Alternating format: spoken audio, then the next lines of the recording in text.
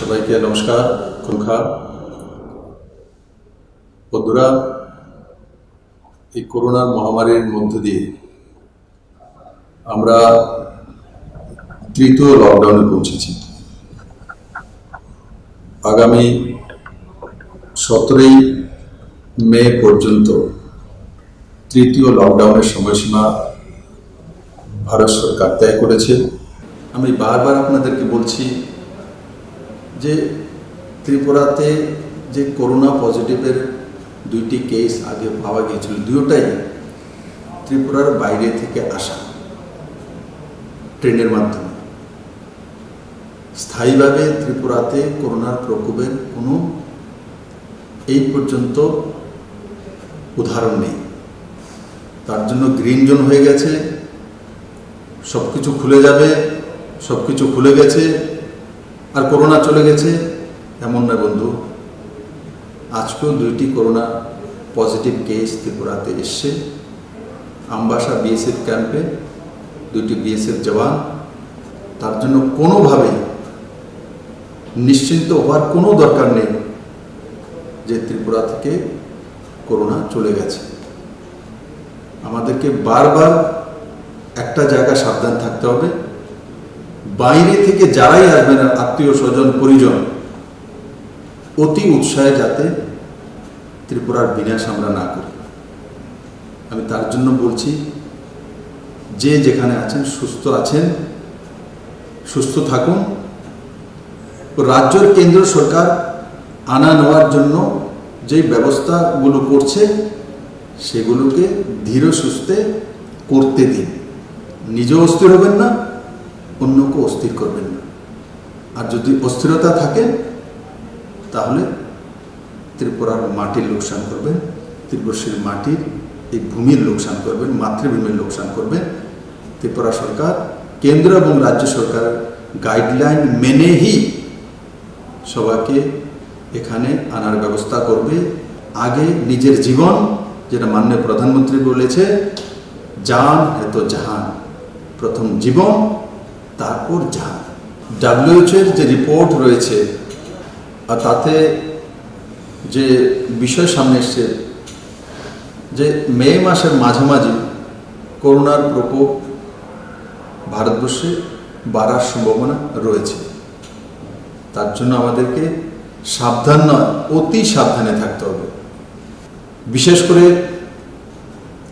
আজকে আমি যারা বুজুর্গ রয়েছেন, 60 ঊর্ধ্বের আয়ু, আর তার সঙ্গে সঙ্গে গর্ভবতী আমার মায়েরা, বোনেরা, আর 10 বছরের নিচে আয়ু যারা রয়েছেন, শিশুরা, তাদের জন্য আমাদেরকে সতর্ক থাকতে হবে। আমাদের বুজুর্গ যারা রয়েছেন ওনাদের আশীর্বাদ নিয়েই আমরা বর্তমান এবং ভবিষ্যৎকে তৈরি করি। কিন্তু আজকের দিনে আমাদের প্রত্যেকের দায়িত্ব রয়েছে, যারা 60 ঊর্ধ্বে রয়েছেন ওনারা যাতে সুস্থ থাকেন। দেখুন, আপনাদের প্রয়োজন রয়েছে, আপনাদের আশীর্বাদ ছাড়া আমরা এগিয়ে যেতে পারব না। তাই আমার বিনম্র নিবেদন আপনাদের প্রতি, আপনারা ম্যাক্সিমাম সময়টা বাড়িতে থাকার জন্য। আমি একটা পত্র পাঠাবো সমস্ত বুজুর্গদের কাছে। আমার একটা আহ্বান রয়েছে আপনাদের প্রতি যে আপনারা সুস্থ থাকুন, ভালো থাকুন এবং পুরো পরিবারকে সেই করোনা প্রকোপ থেকে বাঁচিয়ে রাখুন। তার সঙ্গে সঙ্গে যারা ত্রিপুরার বাইরে আছেন, প্রত্যেকের এখন ইচ্ছা হচ্ছে তার ছেলে মেয়ে বাড়িতে ফিরে আসুক, বা মা বাবাকেও বাইরে আছেন ওরা বাড়িতে ফিরে আসুক। ত্রিপুরা সরকার কেন্দ্র সরকারের সঙ্গে এই বিষয়ে বার্তালাপ করেছে, পত্রাচার করেছে। আমরা বিশেষ ট্রেনের জন্য হায়দ্রাবাদ, ব্যাঙ্গালোর, মুম্বাই, চেন্নাই, দিল্লি, কলকাতা, আসাম, যেখানেই রয়েছে ত্রিপুরার যারা স্টুডেন্ট হোক, ট্যুরিস্ট হোক, কোনো সংস্থাতে কর্মরত হোক, প্রত্যেককে ত্রিপুরাতে যাতে আসতে পারে আর তার ব্যবস্থা করার জন্য রাজ্য সরকার কেন্দ্র সরকারের কাছে তিনটি লেটার পাঠিয়েছে। তার মধ্যে একটি হচ্ছে পয়েন্ট টু পয়েন্ট ট্রেনের ব্যবস্থা করা, দ্বিতীয় হচ্ছে বিভিন্ন ডিস্ট্রিক্টে আটকে থাকা ভারতবর্ষের বিভিন্ন প্রান্তে ত্রিপুরা সরকারের তরফ থেকে সেখানে ডিস্ট্রিক্ট ম্যাজিস্ট্রেটের সঙ্গে যোগাযোগ করা হয়েছে। আপনাদেরকে বলবো ওখানকার ডিস্ট্রিক্ট ম্যাজিস্ট্রেটের সঙ্গে আপনারা যোগাযোগ করুন, और পাস বা পারমিশন নিয়ে আপনারা নিজস্ব কোনো প্রাইভেট ভেহিকেলকে হায়ার করে বা প্রাইভেট বাসকে হায়ার করে আপনারা ত্রিপুরার জন্য রওনা হতে পারেন। ও সরকার যেটা করছে তাতে খানিকটা সময় লাগবে। আমি আপনাদেরকে বলবো অস্থির হওয়ার দরকার নেই, অস্থির হয়ে কোনো কিছু পাবেন না। ত্রিপুরা তো যারা বসে আছে আপনার আত্মীয় তাকেও হয়রানি করবেন, নিজেরাও হয়রান হবেন।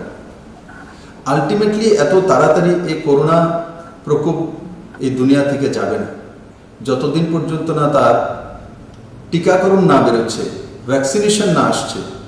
তো স্বাভাবিকভাবে করোনার সঙ্গে আমাদেরকে যুদ্ধ করতে হবে এবং যুদ্ধে পরাজিত করতে হবে। অস্থির হলে কিন্তু করোনা জিতে যাবে। কারণ কি আমরা লক্ষ্য করেছি ত্রিপুরাতে দুইটি যে পজিটিভ কেস এসছে দুইটাই বাইরে থেকে ক্যারিয়ার হয়ে ট্রেনের মাধ্যমে হয়েছে, প্রমাণিত। ত্রিপুরার যে লোকাল আমাদের স্থিতি রয়েছে, বাতাবরণ রয়েছে, তার মধ্যে করোনার প্রকোপ আসেনি। যখনই বাইরে থেকে আসছে তখনই তার শিকার ত্রিপুরাবাসী হচ্ছে। তো তার জন্য ত্রিপুরাকে বাঁচিয়ে রেখে এই ব্যবস্থাগুলো আমাকে করতে হবে বা সরকারকে করতে হবে। যেই গুডস বা সামগ্রী নিয়ে ট্রাকগুলো বা লরিগুলো আসে তাদের মধ্যে বড় মাত্রায় ড্রাইভার, হেল্পার থাকেন। আপনারা অবগত আছেন, চেন্নাই থেকে আমার এক পরিবার চিকিৎসার জন্য গিয়েছিলেন, সেখান থেকে অ্যাম্বুলেন্স হয়ে ত্রিপুরাতে উদয়পুরে পৌঁছেছেন। আর ওনাদেরকে পৌঁছে দেওয়ার পর ত্রিপুরা সরকার তাদের স্যাম্পল নিয়েছে, যারা যারা এসছেন ত্রিপুরাতে, এবং ড্রাইভারের স্যাম্পল নেওয়া হয়েছে। এবং সেই স্যাম্পল যখন টেস্টিং করা হলো আর তার রিপোর্ট আসলো যে ড্রাইভার চেন্নাই থেকে এসছেন, উনি করোনা পজিটিভ, হেভি পজিটিভ পাওয়া গেল। কিন্তু ওই ব্যক্তি ততক্ষণ পর্যন্ত ত্রিপুরা ছেড়ে ওয়েস্টবেঙ্গলে পৌঁছে গেছেন। আমরা এখান থেকে খবর দিয়ে ওয়েস্টবেঙ্গল সরকারকে অবগত করানোর পর ওখানে ওনাকে কোয়ারেন্টাইন করা হয়েছে। তো একবার ভেবে দেখুন, গাড়ি নিয়ে চলে এসছে চেন্নাই থেকে, আর সঙ্গে করোনা ভাইরাস তো সঙ্গে নিয়ে এসছে। তো ত্রিপুরাকে তো তার থেকে বাঁচাতে হবে। আর তার জন্য ত্রিপুরা সরকার সিদ্ধান্ত করেছে যারাই driver, helper Tripura border cross করবে, যেখান থেকে আসুক পারমিশন নিয়ে, সেই যারা গাড়িতে থাকবে তাদেরকেও কোয়ারেন্টাইনে রেখে 100% স্যাম্পল টেস্ট হবে। স্যাম্পল টেস্ট হওয়ার পর তাকে সেই আইসোলেশন সেন্টারে রাখা হবে। রাখার পর যতক্ষণ পর্যন্ত না তার রেজাল্ট না আসছে, মানে একদিন হোক, 2 দিন হোক, তো তাকে সেই আইসোলেশন সেন্টারে ড্রাইভারকেও থাকতে হবে, হেল্পারকেও থাকতে হবে, এবং যারা আসছেন তাদেরকেও থাকতে হবে। যখন তাদের রিপোর্ট নেগেটিভ আসবে তখনই তাদেরকে বাড়িতে যাওয়ার পারমিশন দেওয়া হবে। এবং যারা গুডস নিয়ে আসছেন, ট্রাক ড্রাইভার এবং হেল্পার, আগে তার পুরো টেস্টিং হবে, তার রিপোর্ট আসবে, নেগেটিভ হয়েছে তবেই সে ত্রিপুরার অন্য প্রান্তে ট্রাক নিয়ে যেতে পারবে। ঠিক বাইরে থেকে যারা আসবে, যারা ট্রাভেলার, যারা ত্রিপুরা ট্যুরিস্ট বাইরে গিয়েছিলেন, যারা চিকিৎসার জন্য গিয়েছিলেন, যারা ছাত্রছাত্রী, যারা বিভিন্ন জায়গায় কর্মরত, তাদেরকে নিশ্চিত আনার ব্যবস্থা সরকার করবে এবং সাহায্য করবে। কিন্তু তাদের সবাইকে ব্যস্ত হলে হবে না। যেই ব্যবস্থাটা আমরা করেছি যে রেজাল্ট না আসা পর্যন্ত বর্ডার ক্রস করে তার বাড়ির সীমানা পর্যন্ত পৌঁছে যাবে, তা করতে দেওয়া হবে না। বন্ধুরা, যারা আমাদের বর্ডার ফেন্সিং এর ওইদিকে খেতি বাড়ি রয়েছে, তাদের জন্য কালকেই আমি একটা পত্রাচার করেছিলাম মাননীয় গৃহমন্ত্রী মহোদয়কে। উনি তৎক্ষণাৎ বিএসএফকে নির্দেশিত করেছেন যে এখন যে ফসল, ধান বা পাতা ফসল সেখানে রয়েছে, যাদের এই ফসল ত্রিপুরাবাসী, ওনারা যাতে কালেক্ট করতে পারেন এবং কাল্টিভেশন করতে পারেন, আবার ফসল লাগাতে পারেন, তার ব্যবস্থা করার জন্য আজকে নির্দেশিত করা হয়েছে। এবং তাতে ৬-৭ হাজার কৃষক পরিবার যারা রয়েছেন, যাদের জমি বর্ডারের ফেন্সিংয়ের ওপারে রয়েছে, গেট খোলার পর ওইদিকে যাবেন এবং নির্দিষ্ট সময়ের মধ্যে নিজের যে কৃষি কাজ সম্পন্ন করে আবার হেলথ ডিপার্টমেন্টের কর্মীরা সেই গেটে থাকবেন, বিএসএফ থাকবেন, অ্যাডমিনিস্ট্রেশনের লোকেরা থাকবেন, তাদেরকে স্ক্যানিং করে আবার এদিকে নিয়ে আসা হবে। এই বিষয়গুলো যারা ফার্মার্স রয়েছেন, যারা কৃষক রয়েছেন, তাদেরকে স্ট্রিক্টলি তা ফলো আপ করতে হবে এবং বিএসএফও সেই দিশাতে কাজ করবে। কারণ কোনো মতেই যাতে আমরা খেতি করার জন্য গেলাম বা ধান কাটার জন্য গেলাম বা আমাদের তরমুজের ক্ষেত্র থেকে তরমুজ কাটার জন্য গেলাম আর গিয়ে বাংলাদেশের লোকেদের সঙ্গে কথাবার্তা বলে আর ওখান থেকে করোনা সংক্রমণ নিয়ে চলে আসলাম, সেটা কোনো মতেই গ্রাহ্য করা হবে না। আর আপনারাও সাবধান থাকবেন, এটা যাতে কোনো মতে না করা হয়, না হলে আইন অনুসারে কঠিন ব্যবস্থা ত্রিপুরা সরকার নেবে। ভারত সরকার এবং ত্রিপুরা সরকার যে নিয়ম নীতিগুলো লাগু করেছে, তার মধ্যে আপনাদের উপরে ফৌজদারি নিয়ম অনুসারে কেস ধার্য করা হবে। বন্ধুরা, গ্রিন জোন হওয়ার পর ত্রিপুরার যে মার্কেট কমপ্লেক্সগুলো, এগুলো ছাড়া বাকি দোকানপাট খোলা হয়েছে। আজকেই ত্রিপুরা সরকার নতুন নোটিফিকেশন করবে মাস্ক কম্পালসারি। যারাই দোকানে বসবেন মাস্ক পরতে হবে। আর দোকানের সামনে যদি 2 মিটারের দোকানের সামনে হয় তো 2 জন দাঁড়াতে পারবে। 1 মিটারের যদি দোকানের সামনেটা ফ্রন্ট হয় তো 1 জন দাঁড়াতে পারবে। তার জন্য দিশা নির্দেশিকা আজকেই ত্রিপুরা সরকার জারি করবে। এবং যারা মাস্ক দোকান খুলবেন আর মাস্ক পরবেন না, আপনি নিজের সেলফ মেডও করতে পারেন, জল গামছাও লাগাতে পারেন, নিট অ্যান্ড ক্লিন সাদা কাপড় লাগাতে পারেন, কিন্তু মাস্ক পরতে হবে কম্পালসারি। আর না হলে যেখানে ত্রিপুরা সরকারি ব্যবস্থা এবং পাবলিক সেক্টরের নিয়ম করে চালু করেছে, যারা মাস্ক পরে অফিসে আসবেন না তাদের প্রথমবারে 100 টাকা জরিমানা, দ্বিতীয়বারে 200 টাকা জরিমানা। ঠিক সেভাবে বাজারও যদি মাস্ক, যারা দোকান খুলেছেন মাস্ক যদি না পরেন, যারা পেট্রোল পাম্পে কাজ করেন তারা যদি না পরেন, যারা অটো ড্রাইভার, যারা রিক্সা ড্রাইভার, যারা অন্যান্য ভেহিকেলের ড্রাইভার, কম্পালসারি মাস্ক তাকে পরতেই হবে। এবং এটাও খেয়াল রাখতে হবে যে ওয়াশেবল কিনা। মাস্ক একবার পরলাম, ডেইলি একটাই পরলাম, তাকে রাত্রে একবার ধুয়ে নেওয়া, আর ধুয়ে ফ্রেশ করে তারপর সেটাকে আবার আমরা রিইউজ করতে পারি। তো তার জন্য প্রত্যেক দোকানে তাকে মাস্ক পরতে হবে। আর যে কাস্টমার দোকানে যাবে তাকেও মাস্ক পরতে হবে। আর দোকানদারদেরকে আমি অনুরোধ করব, আপনাদের প্রত্যেকের দোকানে মাস্ক আপনারা বিক্রিও করতে পারেন রেখে, তাতে কোনো অসুবিধা নেই। এবং যদি আপনার দোকানে কেউ চলে এসছে কোনো জিনিসপত্র কেনার জন্য, মাস্ক নেই, তো ওনাকে মাস্ক বিক্রি করে দিন।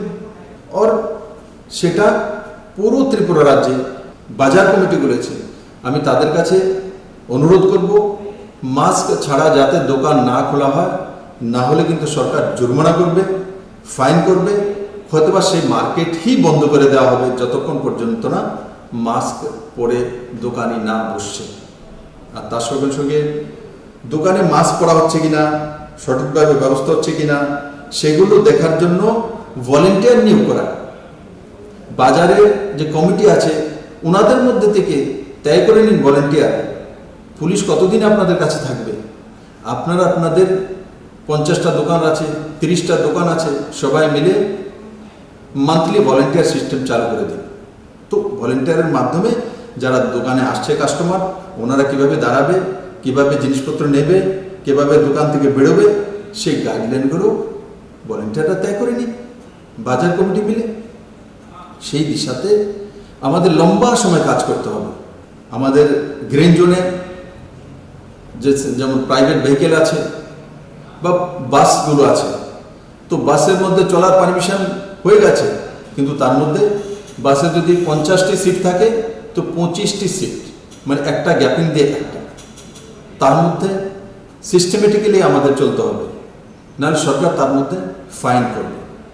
বা আমাদের ছোট ছোট ভেহিকেল রয়েছে প্রাইভেট, তার মধ্যে কতজন বসবে, তো সরকার নির্ধারিত করতে চলছে 50%, যেটা বাসেও 50%, তো অটো তো সেটা দেখে অটোর সামনে একজন বসবে, তো পেছনে 2 জনের বেশি না। টমটমও ঠিক সেইভাবে সোশ্যাল ডিস্টেন্সিং মেনটেন করে প্যাসেঞ্জারকে বসতে হবে, এবং সেই দিশাতে পুরো ত্রিপুরা রাজ্যকে কাজ করতে হবে। আরেকটা বিষয় আমি আপনাদের সঙ্গে শেয়ার করতে চাইছি। সমস্ত অ্যাডমিনিস্ট্রেশনকে বলে দেওয়া হয়েছে, তবুও আমি আবার বলবো যে উজ্জ্বলা যোজনায় 2,75,000 বেনিফিশিয়ারি ত্রিপুরাতে রয়েছে। তার মধ্যে বড় মাত্রায় উজ্জ্বলা যোজনার বেনিফিশিয়ারি আমার যে বোনেরা রয়েছেন, তাদের সেই অ্যাকাউন্টগুলি ইনঅ্যাক্টিভ হয়ে গেছে। রাজ্য সরকার দিশা নির্দেশিকা জারি করেছে, যাদের গ্যাস এজেন্সি রয়েছে ওনারাই গ্যাস সিলিন্ডার নিয়ে সেই 2,75,000 পরিবারের কাছে পৌঁছে দেবেন এবং ইনঅ্যাক্টিভ অ্যাকাউন্টগুলিকে অ্যাক্টিভ করবেন, এবং ওনার অ্যাকাউন্ট থেকে গ্যাস এজেন্সির যে অ্যাকাউন্ট আছে তার মধ্যে যে পয়সা টাকা ট্রান্সফার হবে। এই সবগুলো কাজ গ্যাস এজেন্সিকে করতে হবে। এর জন্য রাজ্য সরকারের food and civil supply department নির্দেশিকা জারি করেছেন। যেই গ্যাস এজেন্সি সেই নির্দেশিকা পালন না করবেন তার উপর কড়া কার্যবাহী হবে, কড়া কার্যবাহী হবে।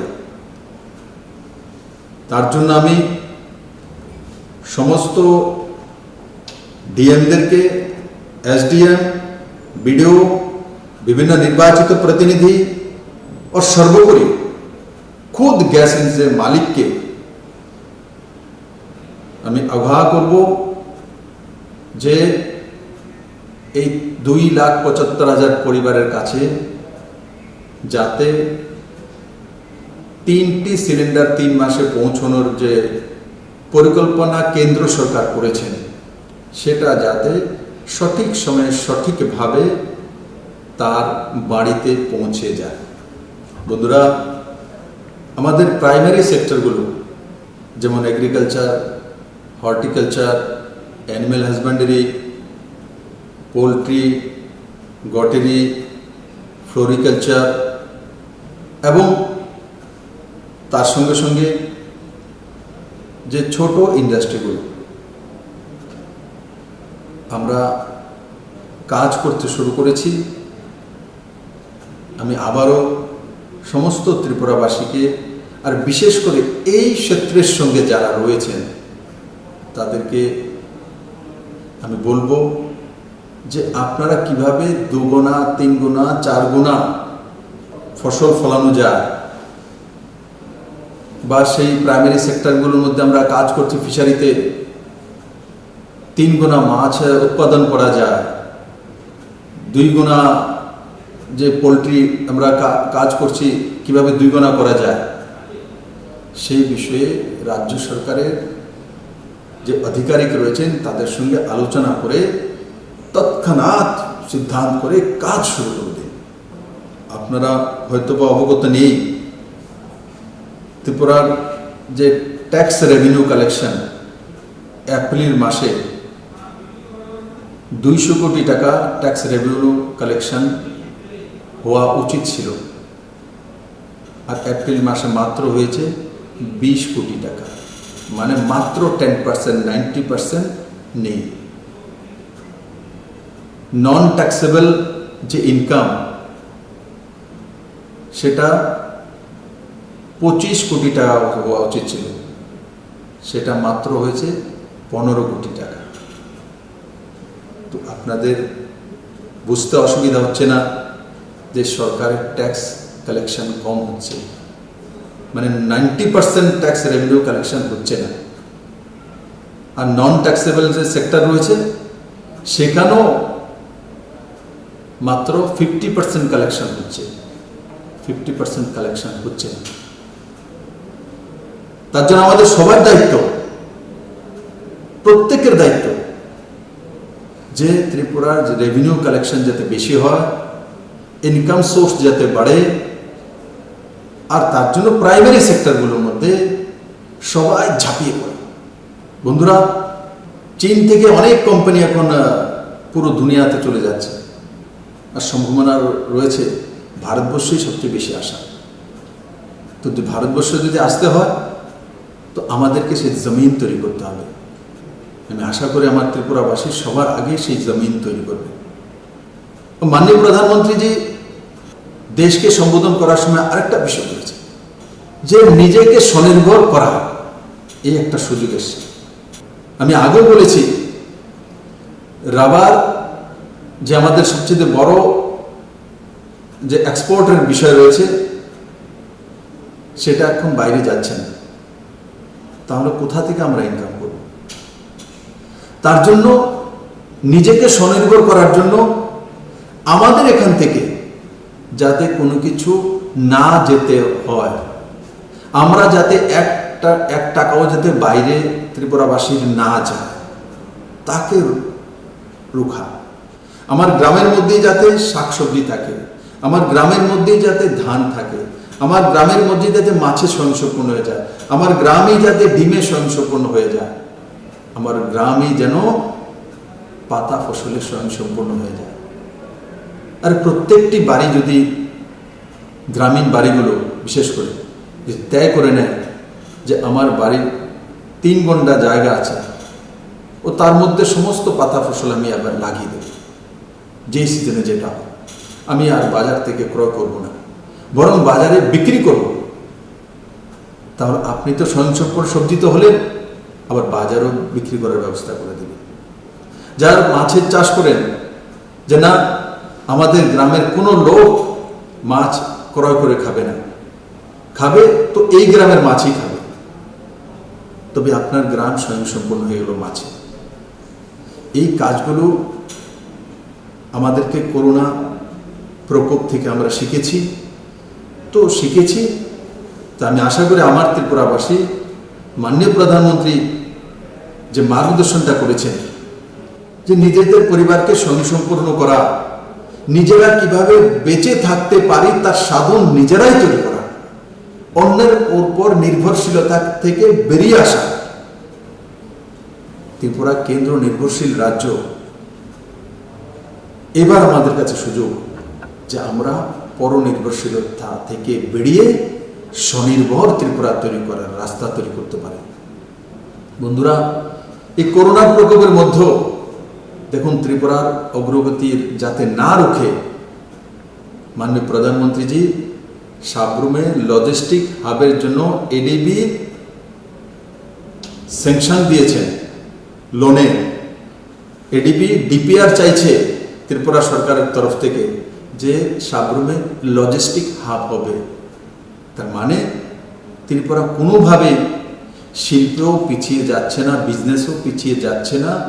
যেই গতি নিয়ে ত্রিপুরা কাজ করা শুরু করেছে সেই গতিকে ধরে রেখেছে। কিন্তু লকডাউনের কারণে আমাদের ইনকাম কমেছে, আমরা ঘর থেকে বেরোতে পারিনি 1-1.5 মাস। তার ফলে যেখানে যেখানে আমাদের ইনকামের স্রোতগুলি রয়েছিল সেগুলো শিথিল হয়ে গেছে, সংকুচিত হয়ে গেছে, কিন্তু আমরা এখন গ্রিন জোনে চলে এসেছি। আর তার জন্য সবাইকে মিলেমিশে আজকে আমাদেরকে সেই কাজটা করতে হবে। বন্ধুরা, আমি আশা করি আপনারা যে যে দিশা নির্দেশিকা কেন্দ্র সরকার এবং রাজ্য সরকার লাগু করেছে সেগুলো সঠিকভাবে পালন করবে, সঠিকভাবে। না হলে যে কোনো সময় ত্রিপুরার লোকসান হতে পারে। আমি আপনাকে বলবো, যে কোনো সময়। এখন বাইরে থেকে যখন আমার ত্রিপুরাবাসীরা আসবে তখন তার সঙ্গে ড্রাইভারও আসবে, তার সঙ্গে হেল্পারও আসবে। এগুলোর থেকে আমাদের সাবধান থাকতে হবে। সরকার তো সব ইনিশিয়েটিভ নেবে, কিন্তু আমাদেরও জাগরুক থাকতে হবে। আর বিনা প্রয়োজনে রাস্তাতে না বেরো। আজকে নির্দেশিকা যাচ্ছে, বিনা প্রয়োজনে কোনো ব্যক্তি যদি রাস্তায় হাঁটছে বা বাজারে ঘুরছে তার উপর জরিমানা হবে, তার উপরে কেস হবে। প্রয়োজন ছাড়া রাস্তায় না বেরোনো। এখনো লকডাউন লাগু আছে, আর লকডাউন না থাকলেও যতদিন পর্যন্ত করোনার প্রকোপ রয়েছে, যতদিন পর্যন্ত ভ্যাকসিনেশন না বেরোবে, ততদিন পর্যন্ত আমাদেরকে এগুলো পালন করতে হবে। সোশ্যাল ডিস্টেন্সিং মেনটেন করতে হবে, মাস্ক পরতে হবে। আর তার সঙ্গে সঙ্গে যে দিশা নির্দেশিকা অনুসারে আমরা অটোতে চলবো, তো অটোতে সামনে অনলি ড্রাইভার থাকবে, পেছনে 2 জন বসবে। আর যেগুলো বাসেস রয়েছে 50% অকুপাই হবে, 50% খালি রাখতে হবে। আর অন্যান্য প্রাইভেট ভেহিকেল যেটা আছে সেটা তো তেমন, সামনে অথবা 4 হুইলার ড্রাইভার চালাচ্ছেন, যেই চালক আর তার সঙ্গে পেছনে 2 জন বসবে, এবং সেই অনুসারে ত্রিপুরা সরকার দিশা নির্দেশিকা জারি করবে। আমি আশা করি সমস্ত ত্রিপুরাবাসী সাবধানতার সঙ্গে সেগুলো পালন করবেন। আবারও আমি যারা ত্রিপুরার বাইরে আছেন তাদেরকে ত্রিপুরাতে ফিরিয়ে আনার জন্য আমরা ভারত সরকারের সঙ্গে আলোচনারত আছি। আর সঙ্গে সঙ্গে ট্রেন, বাস ও প্রাইভেট ভেহিকেল কিভাবে আনা যায়, ওই ডিস্ট্রিক্টের যে কনসার্ন ডিএম আছে তাদের সঙ্গে আলোচনা করে ত্রিপুরা সরকার খুব কম সময়ের মধ্যে যাতে আপনারা আপনাদের নিজ নিজ স্থানে ফেরত আসতে পারেন তার ব্যবস্থা কর্মরত রয়েছে। আমি আশা করি খুব কম সময়ের মধ্যে আপনারা ত্রিপুরা নিজ নিজ বাড়িতে ফেরত আসতে পারবেন।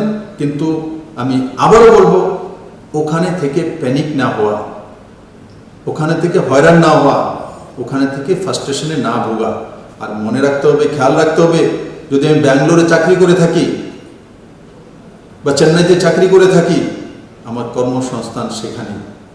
আজকে না হোক 1 মাস পরে, 2 মাস পরে আমাকে আবার ফেরত ওখানে যেতে হবে, কারণ আমার সোর্স অফ ইনকাম সেখানে রয়েছে। তার জন্য প্যানিক হয়ে ছেড়ে দিলাম, সেটাই কিন্তু অন্তিম বিষয় নয়। আমার কর্মস্থল, আমার কর্মক্ষমতা, আমার ইনকাম সোর্স, সেটা হচ্ছে সবচেয়ে। তাহলে কি করতে হবে? হুমেজিক্যালি কোনো কাজ না করা। হুমেজিক্যালি কাজ সবসময় লোকসান দেবে। তার জন্য মাথা ঠান্ডা রেখে সুস্থভাবে চিন্তা ভাবনা করে কাজ করা। কারণ কি, কালকে আমি দেখেছি ব্যাঙ্গালোরে মেট্রো ট্রেনের কাজ শুরু হয়ে গেছে। তো এখন মেট্রো ট্রেনের মধ্যে যারা ইঞ্জিনিয়ার রয়েছেন যারা কাজ করা শুরু করে দিয়েছে, যারা লেবার রয়েছেন কাজ করা শুরু করে দিয়েছে। তো কাজ যখন শুরু করেছে, তো যারা বাইরে থেকে আছেন, তো এনারা কাজ করবেন, তবেই কাজটা শুরু করতে পারবে। আমাদের ত্রিপুরাতে এমন আছে, অনেক মাইগ্রেন্ট রয়েছেন, তাদেরকে দিয়ে আমাদের বিল্ডিং কনস্ট্রাকশন শুরু হয়ে গেছে। আমাদের 1800 কোটি টাকার NH এর কাজ, ন্যাশনাল হাইওয়ের কাজ টেন্ডার হয়ে গেছে, সেগুলো কাজ শুরু করতে চলছি আমরা। আমাদের বিভিন্ন টোটাল ইনফ্রাস্ট্রাকচার শুরু করতে চলছি। আপনারা আগরতলা শহরে বেরিয়ে দেখুন যে স্মার্ট সিটির কাজ শুরু হয়ে গেছে, ড্রেনের কাজ শুরু হয়ে গেছে, পুকুরের কাজ শুরু হয়ে গেছে। তো এই কাজগুলো কে করছে? এখানেও বাইরের মাইগ্রেন্ট লেবার রয়েছে, এরাই কাজ করছে। এদের জন্য ত্রিপুরা সরকার ব্যবস্থা করেছে, খাওয়া দাওয়া, এক্সট্রা পয়সা দেওয়া, সেটা করেছে। ঠিক আমাদের যারা বাইরে রয়েছেন তাদের জন্য ওইসব রাজ্য সরকার করছে, বা কোনো রাজ্য সরকার করতে গিয়ে কিছু কিছু ঝামেলা হচ্ছে কারণ মহারাষ্ট্র, মুম্বাই বড় সিটি, বড় মাত্রা বাইরের লোক আছে, লাখো লোক রয়েছে, কোটি কোটি লোক রয়েছে ব্যাঙ্গালোরে, হায়দ্রাবাদে, চেন্নাইতে, দিল্লিতে, কলকাতাতে। তো স্বাভাবিকভাবে ভলিউম যখন বেশি হয় তখন তাকে ব্যবস্থা আনতে সময় লাগে। তার জন্য একটাই রাস্তা, ধৈর্য ধরতে হবে। করোনাকে পরাজিত করে আমাদেরকে এগিয়ে যেতে হবে, আর ভ্যাকসিনেশনের অপেক্ষায় থাকতে হবে। আমি আশা করি কম সময়ের মধ্যে WHO বা অন্যান্য দেশের যে হেলথ ব্যবস্থা রয়েছে বা সায়েন্টিস্ট রয়েছে, ওরা সক্ষম হবেন এই ভ্যাকসিনেশন বের করার জন্য। আমাদেরকে একটাই রাস্তা ধরে রাখতে হবে, সেটা হচ্ছে সোশ্যাল ডিস্টেন্সিং, মাস্ক ও সরকারি বিধিনিষেধ, ও বিনা প্রয়োজনে বাড়ি থেকে না বেরোয়া, বিনা প্রয়োজনে বাড়ি থেকে না বেরোয়া। হাওয়া পানি নেওয়ার জন্য বেরিয়ে আসলাম ঘোরার জন্য, তাহলে কিন্তু জরিমানা হবে, ফাইন হবে। সরকার সেই বিষয়ে দিশা নির্দেশনা জারি করছে। আমি আশা করি আমার সমস্ত ত্রিপুরাবাসী যেই দিশা নির্দেশিকা কেন্দ্র সরকার দিয়েছে, মাননীয় প্রধানমন্ত্রী দিয়েছে, আপনারা সেগুলো পালন করবেন। আর তার সঙ্গে সঙ্গে পঞ্চায়েত সেক্রেটারিকে আমরা নির্দেশিত করেছি যে যেই বেনিফিশিয়ারি স্কিমগুলি আমরা লাগু করেছি সঠিকভাবে পৌঁছে গিয়েছে কিনা। ডিএম এর কাছ থেকে রিপোর্ট এসছে, কিন্তু আমি কালকেই চিফ সেক্রেটারিকে নির্দেশিত করেছি যে সমস্ত পঞ্চায়েত সেক্রেটারিদের অনলাইন আমাদের একটা গ্রুপ রয়েছে, ভারতবর্ষের কোনো রাজ্যে নেই, একমাত্র ত্রিপুরা রাজ্যে রয়েছে। তার জন্য পঞ্চায়েত সেক্রেটারিদেরকে দায়িত্ব দেওয়া হয়েছে আগামী 3-4 দিনের মধ্যে যেই 16টা স্কিম থেকে আমরা বিভিন্ন বেনিফিশিয়ারি স্কিমের ক্যাশ ট্রানজ্যাকশন হোক, আর ফ্রি চাউলের ব্যবস্থা হোক, রেশনিংয়ের ব্যবস্থা হোক, সেগুলো যে গিয়েছে সঠিক গিয়েছে কিনা, কে পায়নি, কে পেয়েছে, সমস্ত ডেটা অনলাইনে মেইল করে ত্রিপুরা সরকারের কাছে সেন্ট্রালাইজ পৌঁছে দেওয়ার জন্য নির্দেশিত করা হয়েছে। আর বিভিন্ন জায়গাতে যে জলের কিছু সমস্যা রয়েছে তারও আমরা রিপোর্ট তলব করেছি। আর এই 1.5-2 মাসের মধ্যে অনেক টিউবওয়েল, ডিপ টিউবওয়েল এগুলোকে আমরা রিপেয়ার করেছি, এবং কিছু বাকি রয়েছে সেগুলোও রিপেয়ার করে যাতে শুদ্ধ পানীয় জল প্রত্যেক গ্রামবাসীর কাছে পৌঁছে যেতে পারে, সেই দিশাতেও রাজ্য সরকার কাজ করছে। দেশে ক্রাইসিস চলছে, দুনিয়াতে ক্রাইসিস চলছে, ডিজাস্টার চলছে। যখন ক্রাইসিস হয়, যখন ডিজাস্টার হয়, তো সব কিছু সঠিক হয় না, তবেই তো তার নাম ক্রাইসিস। যখন ক্রাইসিসে আমরা মেনে নিয়েছি, ক্রাইসিসই বলছি, তাহলে আশাও না করা যে 100% সব কিছু সঠিক হবে। আমি আশা করি আমার সমস্ত ত্রিপুরাবাসী সে বিষয়ে অবগত আছেন। আর আপনারা যেভাবে মাননীয় প্রধানমন্ত্রীদের সাথ দিয়েছেন এবং একে অপরকে সাহায্য করেছেন, আগামী দিনগুলোতেও আপনারা ঠিক সেভাবে কাজ করবেন, ত্রিপুরাকে এগিয়ে নিয়ে যাবেন। আর সঙ্গে সঙ্গে নিজের ঘরের বুজুর্গদের খেয়াল রাখা, ওনারা যাতে সুস্থ থাকেন, যারা 10 বছরের নিচে শিশু রয়েছেন, যারা গর্ভবতী আমার বোনেরা রয়েছেন, তাদের প্রতি সবচেয়ে বেশি দৃষ্টি দেওয়া, এবং সবাইকে নিয়ে আমরা এই করোনাকে পরাজিত করে এগিয়ে যাব, এটাই আপনাদের প্রতি আমার বিনম্র নিবেদন থাকবে। সবাইকে অনেক অনেক ধন্যবাদ। জয় হিন্দ।